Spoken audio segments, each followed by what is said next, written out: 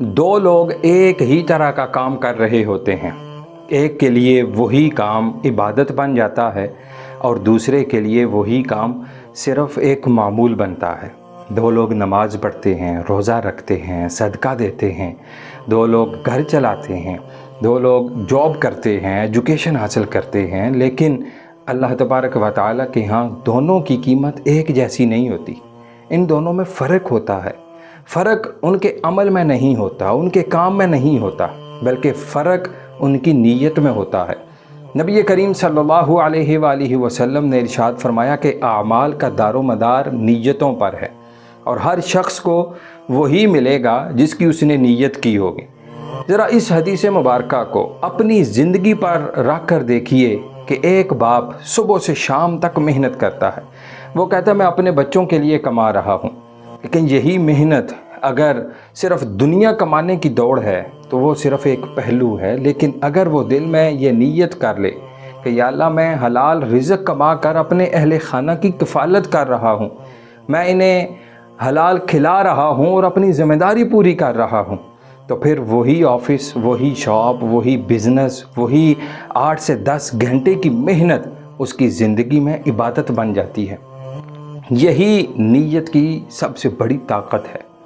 हम अपनी ज़िंदगी बदलने के लिए ना जगह बदलते हैं, हम अपनी ज़िंदगी बदलने के लिए लोग बदलते हैं, हम अपनी ज़िंदगी बदलने के लिए काम बदलते हैं, कभी मोबाइल बदलते हैं, कभी माहौल बदलते हैं, लेकिन शायद हमें सबसे पहले अपनी नीयत बदलने की ज़रूरत है।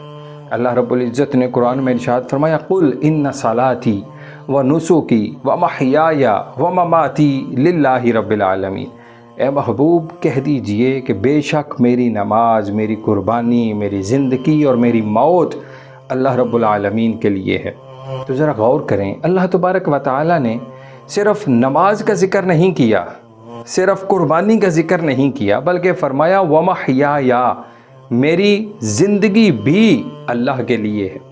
यानी एक मुसलमान की नीयत सिर्फ़ मस्जिद में नहीं बनती, उसकी नीयत ऑफ़िस में भी बनती है, उसकी नीयत उसके घर में भी बनती है, उसकी नीयत उसके कारोबार में भी, उसके बिज़नेस में भी बनती है, उसकी एजुकेशन में भी बनती है और लोगों की खिदमत में भी बनती है।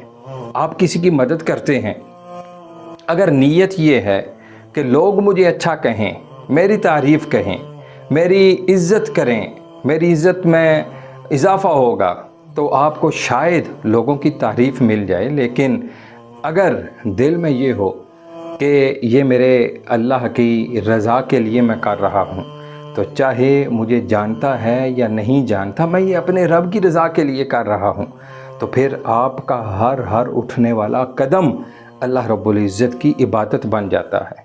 लिहाजा आप घर जा रहे हैं, अपनी नीयत बदलें। आप अपने बच्चों के साथ वक़्त गुजार रहे हैं, अपनी नीयत को चेंज करें।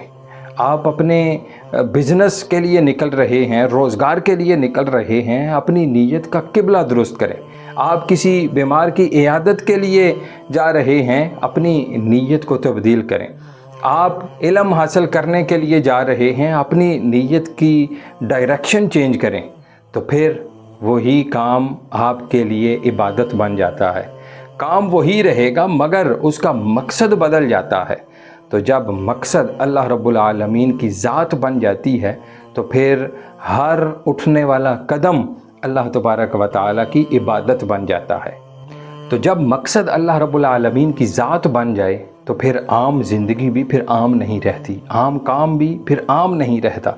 इसलिए आज अपनी ज़िंदगी बदलने के लिए कोई बड़ा फ़ैसला करें या ना करें, सिर्फ़ एक काम कर लें कि आज आप जो भी काम करेंगे, शुरू करने से पहले चंद सेकंड रुकें और अपने दिल से पूछें कि मैं ये काम किसके लिए कर रहा हूँ।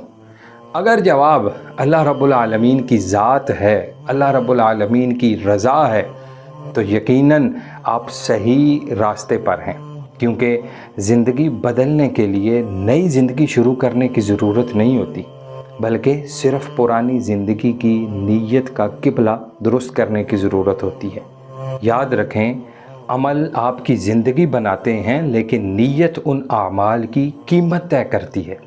تو آج سے عمل وہی رکھیں، بس نیت اللہ کے لیے کر دیں، تو یقیناً آپ کی زندگی وہیں سے بدلنا شروع ہو جائے گی جہاں سے آپ نے کبھی تبدیلی کا سوچا بھی نہیں تھا۔